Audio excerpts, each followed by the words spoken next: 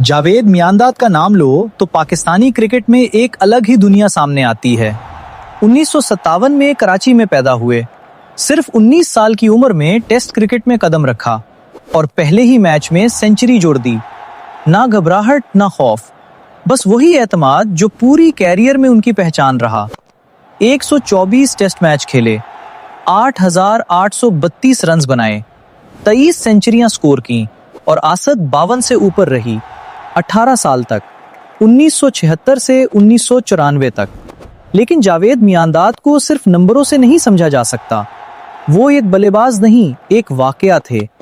England की तेज पिचों पर खेले, ऑस्ट्रेलिया की उछलती विकेटों पर लड़े, बड़े सगीर की गर्मी में भी नहीं डिगमगाए। जहां दूसरे दबाव में टूटते, वहां मियांदाद और संजीदा हो जाते थे। मुखालिफ खिलाड़ियों से उलझे, एम्पायरों से बहस की, बैरूने मुल्क पसंदीदा नहीं रहे, मगर पाकिस्तान में उन्हें मोहब्बत मिली, क्योंकि वो किरदार थे जो कौम देखना चाहती थी। एक ऐसा इंसान जो झुकता नहीं। फिर आया 1986 का ऑस्ट्रेलिया एशिया कप फाइनल। आखिरी गेंद, 4 रन्स दरकार, आखिरी विकेट बाकी, पूरी कौम सांस रोके।